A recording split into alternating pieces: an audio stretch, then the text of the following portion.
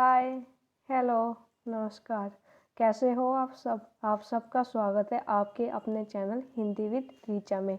यदि आपने अभी तक मेरे चैनल को सब्सक्राइब नहीं किया है तो मेरे चैनल को सब्सक्राइब करें, साथ ही शेयर करें। आज मैं आपको पढ़ाने वाली हुई हिंदी का मॉडल पेपर। ये मैंने मॉडल पेपर जो बनाया है, जो हिंदी की बुक है, जो ऑथेंटिक बुक है, मैंने उनसे पेपर बनाया है। जैसे हमारी आचार्य रामचंद्र शुक्ल की बुक हुई, डॉक्टर नगेंद्र बच्चन सिंह की बुक हुई, राम स्वरूप चतुर्वेदी की बुक हुई। इन बुक से मैंने मॉडल पेपर बनाया है। उम्मीद है आप लोगों को पसंद आएगा। मैं आपको बता दूं, जब ये आप मॉडल पेपर सॉल्व करेंगे तो साथ में रफ कॉपी जरूर रखिएगा और आंसर देख लेना। आपने जैसे क्वेश्चन आया कि आपने क्या आंसर लिखा है, अपनी रफ कॉपी में आंसर लिख लेना कि आपने 1 का क्या लगाया है, 2 का क्या, और फिर बाद में चेक करना कि आपके टोटल कितने क्वेश्चन सही हुए हैं।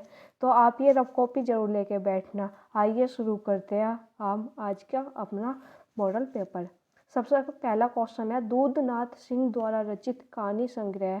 आपको बताना है कि इनमें से कौन कौन से कहानी संग्रह दूधनाथ सिंह द्वारा लिखित है। एक है हमारा माई का शोकगीत, 2 आदमीनामा, थर, आदिम रात्रि की महक, 4 नमो अंधकार। ये मैंने 4 रचनाओं के नाम लिखे हैं। आपको इन 4 में से ये बताना है कि कौन कौन सी रचनाएं दूधनाथ सिंह की है। केवल 1 या 3, केवल 3 और 4, केवल 1 और 4, केवल 2 और 3। मैं आपको बता दूं, एनटीए भी ऐसे ही एग्जाम में क्वेश्चन देता है, तो मैंने वही पैटर्न रखा है जो हमारे net, PGT, TGT in exam में आता है। तो आप लोग मुझे बताइएगा, इसका आंसर बताइएगा। अगर आपको ज़्यादा समय चाहिए तो आप वीडियो को फ्यूज कर लेना। आइए इसका आंसर देखते हैं। इसका आंसर क्या होगा? इसका आंसर है केवल 1 और 4। जो हमारी रचना है माई का शोकगीत और नमो अंधकार, ये दोनों रचनाएं दूधनाथ सिंह की है और इनकी विधा भी याद रखिए। ये कहानी संग्रह। आदमीनामा और आदिम रात्रि की महक किसकी रचनाएं है, ये आप मुझे कमेंट कर बताइएगा। अब हम देखेंगे अपना दूसरा क्वेश्चन। दूसरा क्वेश्चन है, विद्यानिवास मिश्र के निबंध संग्रह का प्रकाशन वर्ष के अनुसार सही क्रम है। मैंने ये 4 निबंध संग्रह के नाम लिखे। आपको ये क्रम के अनुसार लगाने हैं, उनके सन के हिसाब से। सबसे पहले है शेफाली झर रही है, अंगद की नियति, शिरीष की याद आई, स्वरूप विमर्श। अब आपको ये क्रम के अनुसार लगाने हैं। 1 3 4 1 होगा इसका आंसर, या 2 1 3 4, 4 2 3 1, 2 3 1 4। इनमें से कौन सा कोर्स सही है वो आपको बताना है। आप कमेंट कर बताइए मुझे।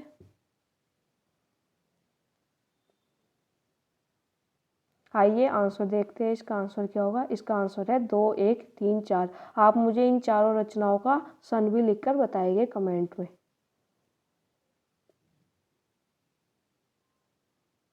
तो चलिए आगे बढ़ते हैं। अब हम देखेंगे अपना अगला क्वेश्चन। हमारा अगला क्वेश्चन है क्वेश्चन 3। 1 1 दोहे में सफाई के साथ रस से स्निग्ध और वैचित्र्य से चमत्कृत कर देने वाली प्रचुर सामग्री भरने का गुण इनमें भी है। यह कथन शुक्ल ने किस कवि के संदर्भ में कहा है? मैं आपको बता दूं, हमारी जो आचार्य रामचंद्र शुक्ल की बुक है हिंदी साहित्य का इतिहास, उनसे ऐसे क्वेश्चन बहुत पूछे जाते हैं और आपने प्रीवियस ईयर देखे होंगे, चाहे वो नेट हो, चाहे वो पीजीटी हो, टीजीटी हो, ऐसे क्वेश्चन आए हैं। मैंने आगे पीजीटी और टीजीटी जो अभी 2021 में हुए हैं उनके प्रीवियस ईयर भी रखे हैं, ताकि आपको पता चल सके कि एग्जाम में क्वेश्चन आते कैसे हैं। तो आपको ये बताना है कि यह कथन शुक्ल ने किस कवि के संदर्भ में कहा है। ऑप्शन है रसनिधि, बिहारी, गिरधर कविराय, श्री दुलारे लाल जी भार्गव। आपको इन चारों में से बताना है क्या आंसर सही होगा। अगर आपको ज़्यादा समय चाहिए तो आप वीडियो को फ्यूज कर लेना। आइए आंसर देखते हैं। इसका आंसर होगा श्री दुलारे लाल जी भार्गव। मैं आपको बता दूं, बहुत बच्चे वो सोच रहे होंगे कि इसमें बिहारी होगा, इसीलिए ही मैंने ये क्वेश्चन रखा है, क्योंकि कंफ्यूज करने वाला है। जैसे ही आपने देखा कि यहाँ पे लिखा है 1 1 दोहे में, तो आपका ध्यान बिहारी की तरफ जाएगा, तो इसीलिए मैंने ये क्वेश्चन रखा है। ये इसका आंसर है श्री दुलारे लाल जी भार्गव। तो आप कंफ्यूज मत होइएगा बिहारी से। आइए आगे बढ़ते हैं, अगला क्वेश्चन देखेंगे हम। अगला क्वेश्चन है, निम्नलिखित में से कौन सा आलोचना ग्रंथ राजेंद्र यादव का है? ऑप्शन ए है हमारा औरत के लिए औरत, खांटी, घरेलू औरत, औरत, उत्तर कथा। इनमें से कोई नहीं। ये 4 हमारे आलोचना ग्रंथ है। इसमें से आपको बताना है कि कौन सा ग्रंथ राजेंद्र यादव का है। आइए आंसर देखते हैं हम। इसका आंसर होगा औरत उत्तर कथा। ये हमारा आलोचना ग्रंथ राजेंद्र यादव का है। मैंने जो बाकी के 2 आलोचना ग्रंथ है वे भी लिख दिए हैं, किसके आप देख लीजिएगा। औरत के लिए औरत नासिरा शर्मा का आलोचना ग्रंथ है और खांटी घरेलू औरत ममता कालिया का है। आगे बढ़ते हैं, अगला क्वेश्चन देखेंगे। अगला क्वेश्चन है हमारा, रामचंद्र शुक्ल के अनुसार बीसल देव रासो नामक ग्रंथ कितने खंड में बांटा गया है? ऑप्शन ए 3 खंड, ऑप्शन बी 4 खंड, ऑप्शन सी 5 खंड, ऑप्शन डी 6 खंड। तो आपको बताना है आचार्य रामचंद्र शुक्ल के अनुसार। तो इसका आंसर हमारा होगा 4 खंड। आचार्य रामचंद्र शुक्ल ने जो बीसल देव रासो ग्रंथ है उसको 4 खंड में बांटा है। आगे बढ़ते हैं, आगे हमारा अगला क्वेश्चन है, निम्नलिखित उपन्यासों का प्रकाशन वर्ष के अनुसार सही क्रम है। हमारे 4 ऑप्शन दिए हुए हैं, बाणभट्ट की आत्मकथा, तमस, जिंदगी नामा, मैला आंचल। ये 4 उपन्यास है। आपको बताना है ये 4 उपन्यास क्रम वाइज आपको ये बताना है कि कौन सा क्रम सही होगा। 1 4 3 2 सही होगा या 1 2 4 3। ऑप्शन सी है 4 2 3 1, ऑप्शन डी 1 4 2 3। तो इनमें से कौन सा ऑप्शन सही है आपको बताना है। साथ ही आपको इन जो हमारी ये उपन्यास है इनके राइटर तो पता होगा, अगर नहीं पता है तो मैं बता देती हूँ एक बार। बाणभट्ट की आत्मकथा हमारे हजारी प्रसाद द्विवेदी जी का उपन्यास है। तमस भीष्म साहनी जी का उपन्यास है। जिंदगी नामा कृष्णा सोपती जी का उपन्यास है। और मैला आंचल फणीश्वरनाथ रेणु का उपन्यास है। याद रखिएगा। वैसे ये 4 उपन्यास के सन आपको याद होंगे क्योंकि ये नेट के पाठ्यक्रम में लगे हुए हैं। आइए आंसर देख लेते हैं।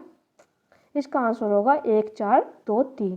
मैंने इनके सन लिख दिए हैं, आप लोग देख लीजिएगा।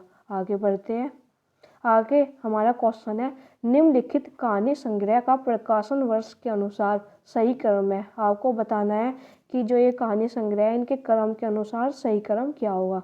हमारा है उद्यमी की माँ, परंपरा, फांसी, बैंगन का पौधा। ये 4 रचनाएं हैं और आपको इनके प्रकाशन वर्ष के अनुसार क्रम में लगाना है। देखते हैं इसका आंसर क्या होगा। पहले आप लोग बताइएगा आंसर क्या होगा। ए ऑप्शन है 3 2 1 4, option b 3 2 4 1, option c 4 2 3 1, option d 3 1 2 4। इनमें क्या सही होगा आपको बताना है। आइए आंसर देख लेते हैं हम। इसका आंसर होगा 3 2 4 1। साथ ही मैंने इन चारों रचनाओं के राइटर के नाम भी लिख दिए। उद्यमी की माँ यशपाल का कहानी संग्रह, परंपरा अज्ञा जी का कहानी संग्रह, फांसी जैनेन्द्र का कहानी संग्रह, बैंगन का पौधा लीलाचंद जोशी का कहानी संग्रह है। आगे बढ़ते हैं हम, आगे देखेंगे। हमारा क्वेश्चन नंबर 8 है, निम्नलिखित में से कौन सा कवि राम भक्ति धारा के कवियों में शामिल है। मैं आपको बता दूं, यहाँ पे ना ये क्वेश्चन बहुत पूछा जाता है कि राम भक्ति धारा के कवियों में कौन शामिल है और कृष्ण भक्ति धारा के कवियों में कौन शामिल है। तो अगर आपने एक के याद कर लिए तो दूसरे का आप ऐसे ही सोल्व कर लोगे। तो राम भक्ति धारा के कवियों को याद करना ईजी है क्योंकि उसमें शुक्ल जी की बुक में जो है उसमें 5 ही राइटर का नाम दिया हुआ है। तो आपको ये 5 राइटर का नाम याद करना आसान होगा। तो आपको बताना है निम्नलिखित में से कौन सा कवि राम भक्ति धारा के कवियों में शामिल है। Option A Govind Swami, option B Nanddas, option C Pranchandra Chauhan, option D Haridas. आइए आंसर देखते हैं। इसका आंसर होगा ऑप्शन सी प्राणचंद्र चौहान। मैंने जो राम भक्ति शाखा के प्रमुख कवि है आचार्य रामचंद्र शुक्ल जी की बुक के अनुसार उन्होंने 5 राइटर के नाम दिए और मैंने ये पाँचों के पाँचों लिख दिए हैं। तुलसीदास, अग्रदास, नाभादास, हृदयराम, प्राणचंद्र चौहान। मैं आपको बता दूं ये इंपॉर्टेंट है, टीजीटी पीजीटी में बहुत पूछे जाते हैं ये क्वेश्चन, तो आप ये याद रख लीजिएगा। आगे बढ़ते हैं। साथ ही मैंने हृदयराम की रचनाएं हनुमान नाटक बहुत पूछी जाती है एग्जाम में, तो वो भी यहाँ पर लिख दिया है। आगे बढ़ते हैं, आगे देखेंगे हम। भारत दूरदशा नाटक के 5वें अंक का स्थान या नाम है। भारत दूरदशा भारतेंदु हरिश्चंद्र द्वारा रचित नाटक है।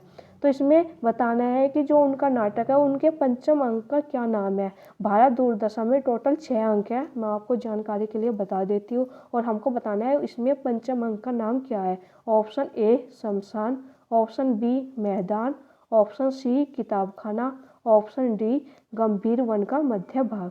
आइए आंसर देख लेते हैं। इसका आंसर होगा सी किताबखाना। आगे बढ़ते हैं। ऑप्शन हमारा क्वेश्चन नंबर 10 देख लेते हैं। सरोज स्मृति कविता का प्रकाशन वर्ष है। सरोज स्मृति सूर्यकांत त्रिपाठी निराला द्वारा रचित कविता है। हमको बताना है कि ये किस सन में प्रकाशित हुई थी। ऑप्शन ए है 1931, ऑप्शन बी है 1935, ऑप्शन सी है 1936, ऑप्शन डी है 1939। आपको बताना है इन चारों में से कौन सा सन सही होगा। आइए आंसर देख लेते हैं। हमारा आंसर होगा 1935। मैं आपको बता दूं बड़ी इंपॉर्टेंट रचना है ये, और इसका सन एग्जाम में बहुत बार पूछा गया है, तो आप लोग याद रखिएगा, इंपॉर्टेंट है। आगे बढ़ते हैं। आगे हम देखेंगे रमेश चंद्र द्वारा रचित निबंध संग्रह। 1 जामुन का पेड़, 2 महुए का पेड़, और 3 आड़ू का पेड़, 4 रचना के बदले। ये 4 रचनाएं, और आपको बताना है इनमें से कौन सी रचनाएं रमेश चंद्र द्वारा रचित निबंध संग्रह। कोड देख लेते हैं। ऑप्शन ए केवल 1 और 3, ऑप्शन बी केवल 3 और 4, ऑप्शन सी केवल 1 और 4, ऑप्शन डी केवल 2 और 3। आपको बताना है इन चारों में से कौन सा कोड सही होगा। आइए आंसर देख लेते हैं। हमारा आंसर होगा बी केवल 3 और 4। जो हमारी 3 और 4 नंबर पे रचना है आड़ू का पेड़ रचना के बदले, ये रमेश चंद्र द्वारा रचित निबंध संग्रह है। मैंने जानबूझकर यहाँ पर जो पेड़ नाम से रचनाएं है ना, वे एक जगह लिखी है ताकि आप कंफ्यूज ना हो एग्जाम में। यहाँ पे कंफ्यूज हो गए चलेगा, पर एग्जाम में कंफ्यूज हो गए नहीं चलेगा। तो जामुन का पेड़ जो रचना है वो कृष्णचंद्र की रचना है, और महुए का पेड़ मार्कंडेय द्वारा रचित कहानी संग्रह है। तो आप याद रखिएगा पेड़ नाम से 3 रचनाएं हैं, तीनों को एक जगह नोट कर लेना आप। आगे चलते आगे देखिए हम क्वेश्चन नंबर 12। ये कोटेशन है, आपको बताना है शुक्ल जी ने किस कवि के संदर्भ में कहा है। कोटेशन है हमारी, अपनी भावनाओं के अनूठे रूप रंग की व्यंजना के लिए भाषा का ऐसा बेधड़क प्रयोग करने वाला हिंदी के पुराने कवियों में दूसरा नहीं हुआ। यह कथन शुक्ल जी ने किस कवि के संदर्भ में कहा है। आपको बताना है जो ये कोटेशन है ये शुक्ल जी ने किस कवि के विषय में कही है। Option A Ghananand, option B Bihari, option C Alam, option D Padmakar. रीतिकाल से सबसे ज़्यादा ऐसी कोटेशन पूछी जाती है कि ये किस कवि के बारे में बोला शुक्ल जी ने, ये किस कवि के, तो आप लोग ध्यान से पढ़ लीजिएगा। आइए आंसर देख लेते हैं हम। इसका आंसर होगा घनानंद। घनानंद जी के बारे में शुक्ल जी ने ये कहा है। आगे बढ़ते हैं क्वेश्चन नंबर 13 देखते हैं। ये भी कोटेशन है। ये प्रेमोन्नत कवि थे और अपनी तरंग के अनुसार रचना करते थे। ये कोटेशन है। यह कथन शुक्ल जी ने किस कवि के संदर्भ में कहा है। ऑप्शन है ए घनानंद, बी बिहारी, सी आलम, डी पद्माकर। आपको बताना है इन चारों में से किसके बारे में शुक्ल जी ने ऐसा कहा है। आइए आंसर देख लेते हैं। आंसर है हमारा आलम। आगे बढ़ते हैं। अब मैंने यहाँ पे जो यूपी पीजीटी हिंदी का भी पेपर हुआ था 2021 में, उसके 3-4 क्वेश्चन रखे हैं ताकि आपको पता चले कि कैसे क्वेश्चन पूछे जा रहे हैं और शुक्ल जी की वो कितनी इम्पोर्टेंट है, ये भी आपको पता चलेगा। देख लेते हैं।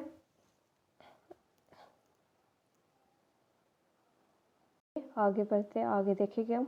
मैंने अब यहाँ पर जो यूपी पीजीटी हिंदी का भी 2021 में पेपर हुआ है उसके 3-4 क्वेश्चन रखे हैं ताकि आपको पता चले कि एग्जाम में क्वेश्चन कैसे आते हैं। और बहुत बच्चे पूछ भी रहे थे कि एग्जाम में जो क्वेश्चन है वे किस टाइप के आते हैं, कैसे क्वेश्चन बनते हैं बुक में से, तो इसलिए मैंने यहाँ पर ये क्वेश्चन रखे हैं। देख लेते हैं हम। क्वेश्चन है रत्नाकर जोपम कथा पुस्तक का संबंध किससे है। अब आप लोग बताइएगा ये क्वेश्चन किस बुक से है। जिन लोगों ने बुक पढ़ी होगी उन्हें पता होगा, जल्दी कमेंट कर बताइएगा ये क्वेश्चन आपको किस बुक में मिलेगा। हम इतने ऑप्शन देख लेते हैं। ऑप्शन ए है महायानी सिद्ध, ऑप्शन बी ब्रजयानी सिद्ध, ऑप्शन सी नाथ, ऑप्शन डी जैन। तो मैं आपको बता दूं जो ये हमारा क्वेश्चन है ये आचार्य रामचंद्र शुक्ल की बुक से है, और ये अभी आया था यूपी पीजीटी हिंदी में 2021 में ही आया है, ताज़ा ताज़ा ये क्वेश्चन है। आंसर देख लेते हैं हम। इसका आंसर है बी ब्रजयानी सिद्ध। जो ये हमारी पुस्तक है रत्नाकर जोपम कथा, ये ब्रजयानी सिद्धों की पुस्तक है और ये शुक्ल जी की बुक में बिल्कुल क्लियर लिखा हुआ है। आप लोगों ने पढ़ी होगी तो पता होगा। ये वैसे मैंने जब आचार्य रामचंद्र शुक्ल की बुक पढ़ानी शुरू की थी उसमें आदिकाल पढ़ाया था, तो उसमें भी आपको ये मिल जाएगा। आगे बढ़ते हैं। आगे देखेंगे क्वेश्चन नंबर 15। ये भी यूपी पीजीटी हिंदी 2021 में आया है। ये पंक्ति है, नयनों की नीलम की घाटी जिस रस घन से छा जाती हो, वह कौंद की जिससे अंतर की शीतलता ठंडक पाती हो। ये प्रस्तुत पंक्तियाँ कामायनी के किस सर्ग से ली गई है। आपको बताना है जो ये पंक्ति है ये कामायनी के कौन से सर्ग से ली गई है। ऑप्शन ए लज्जा, ऑप्शन बी वासना, ऑप्शन सी श्रद्धा, ऑप्शन डी काम। तो आपको बतानी है ये पंक्ति कौन से सर्ग से ली गई है। आजकल कामायनी भी बड़ा इम्पोर्टेंट हो गया है टीजीटी पीजीटी वालों के लिए भी। नेट वालों के लिए तो ये शुरू से ही इम्पोर्टेंट है क्योंकि पाठ्यक्रम में लगा हुआ है, पर टीजीटी पीजीटी में भी कामायनी से क्वेश्चन आते ही है। या तो पंक्ति आती है कि कौन से शख्स से ली गई है, या फिर होता क्या है उसकी भूमिका में से पूछ लेते हैं कोई कोटेशन और पूछते हैं ये किसकी कोटेशन है। तो आप थोड़ा कामायनी पर भी ध्यान दीजिएगा टीजीटी पीजीटी वाले बच्चे। आइए आंसर देख लेते हैं। इसका आंसर हमारा होगा ऑप्शन ए लज्जा, इसका आंसर है। आगे बढ़ते हैं, आगे देखेंगे ऑप्शन हमारा क्वेश्चन 16 देखेंगे। निम्न उपन्यास में से कौन उसके लेखकों के साथ सुमेलित नहीं है। यहाँ पर 4 ऑप्शन दिया है और आपको बताना है कौन सा गलत है जो अपने राइटर से नहीं मेल खाता है। ऑप्शन ए पहला ही है, रचना है झिनी झिनी बिनी चदरिया अब्दुल बिस्मिल्ला। ऑप्शन बी पहला पराग श्रीलाल शुक्ल। ऑप्शन सी मया दास की गारी भीष्म साहनी। ऑप्शन डी अब्दुल्ला दीवाना शंकर शेष।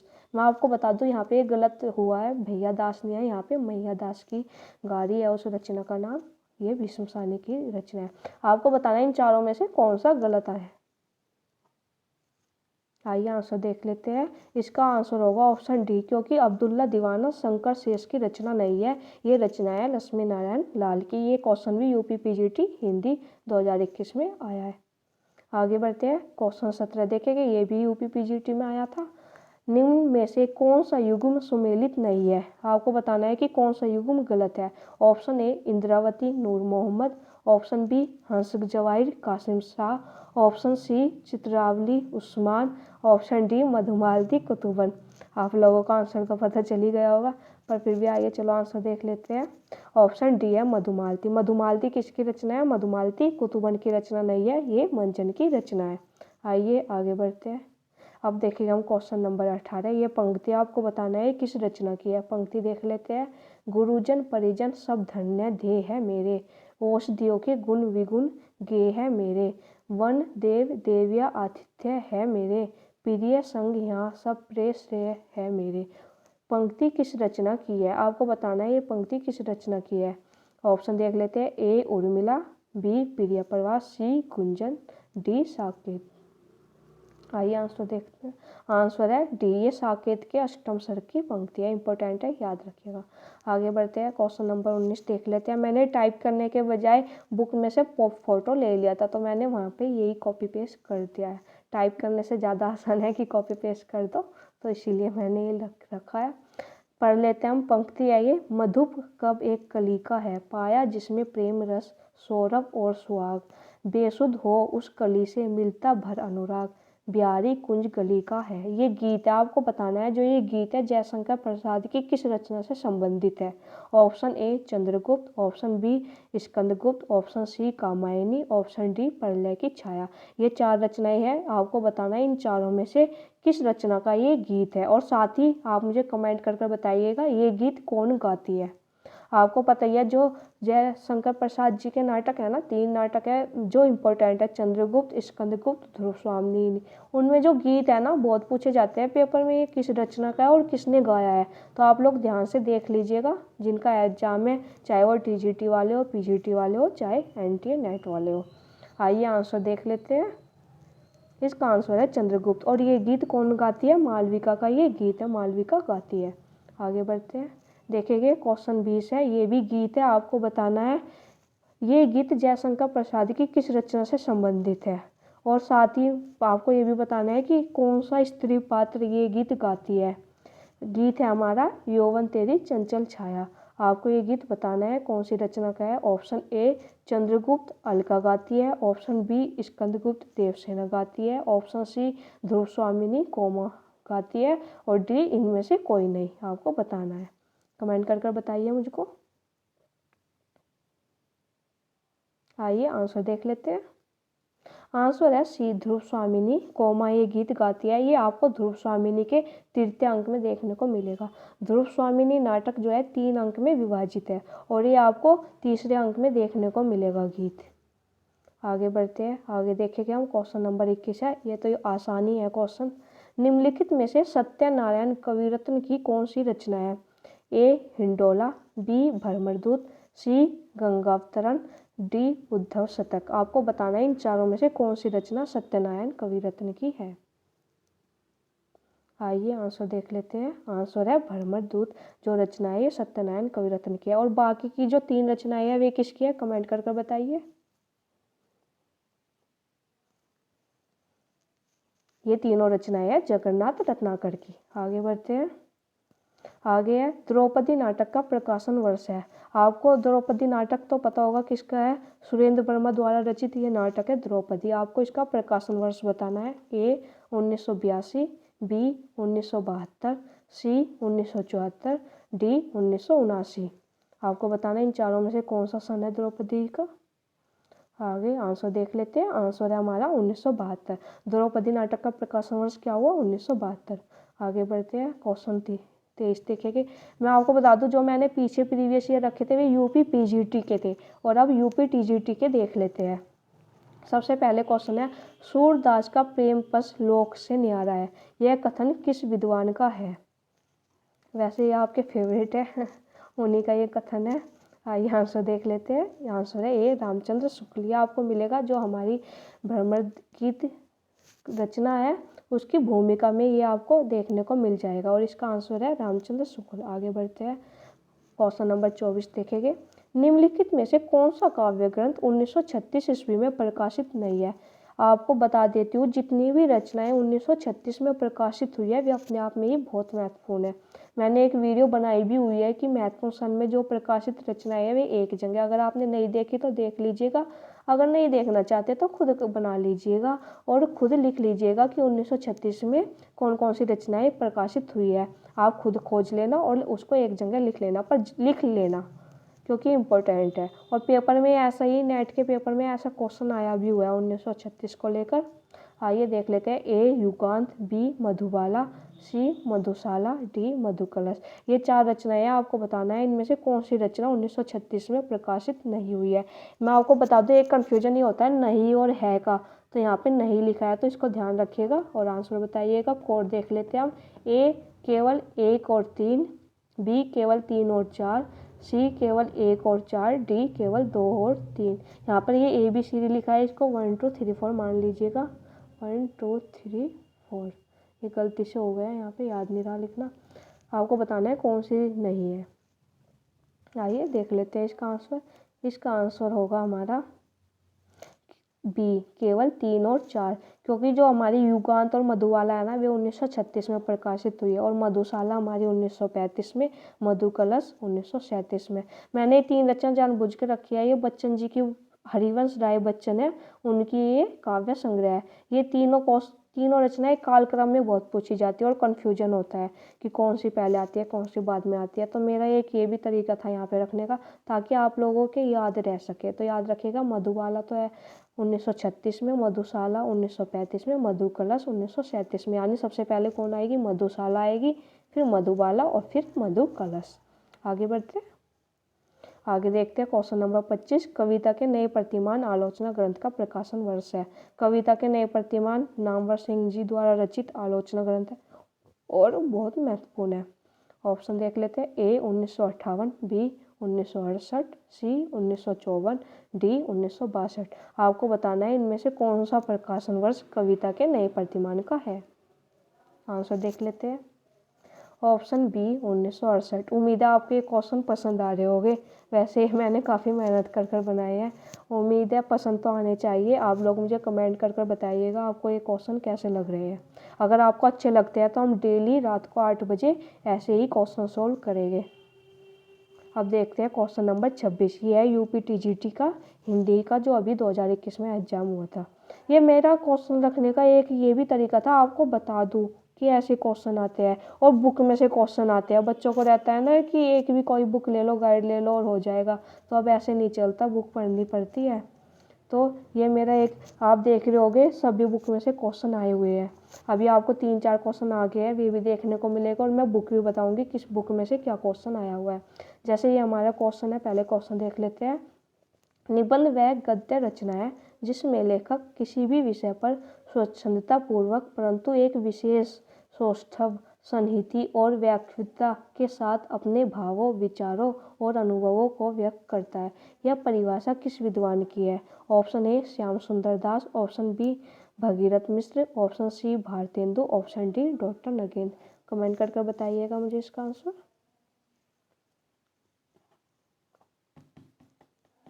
आइए आंसर देख लेते हैं। इसका आंसर होगा ऑप्शन बी भागीरथ मिश्र। मैं आपको बता दूं ये क्वेश्चन आया है जो हमारी भागीरथ मिश्र राइटर की बुक है, काव्य शास्त्र के नाम से एक बुक है भागीरथ मिश्र की।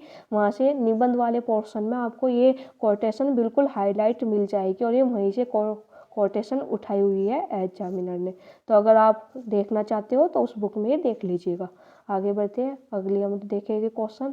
निम्नलिखित में से रचना और रचनाकारों के असंगत युग्म का चयन कीजिए। बताना है कि कौन सा युग्म असंगत है। ऑप्शन ए हे मेरी तुम केदारनाथ अग्रवाल, बी फूल नाम है एक त्रिलोचन, सी नीली रेखा तक भवानी प्रसाद मिश्र, डी लोग भूल गए हैं शमशेर बहादुर सिंह। आपको बताना है कौन सा युग्म असंगत है। कमेंट कीजिएगा।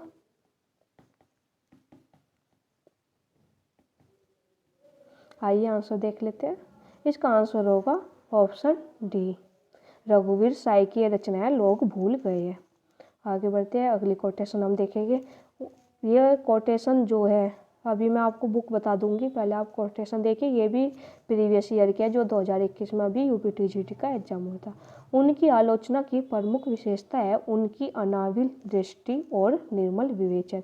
यह कथन किस आलोचक के प्रति है, यानी जिस आलोचक ने ये कथन बोला है वो किसके लिए बोला है, तो आप लोग बताइएगा।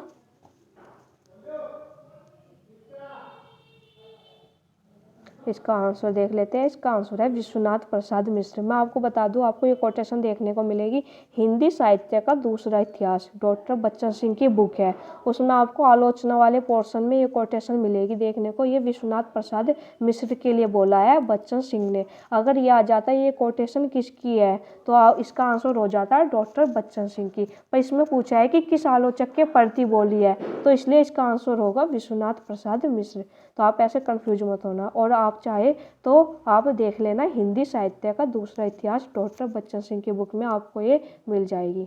आगे देखते हैं अब हम अगला क्वेश्चन देखेंगे। क्वेश्चन नंबर 29 है, निम्नलिखित में से कौन सा नाम सिद्ध परंपरा की योगिनी का नहीं बल्कि योगी का है।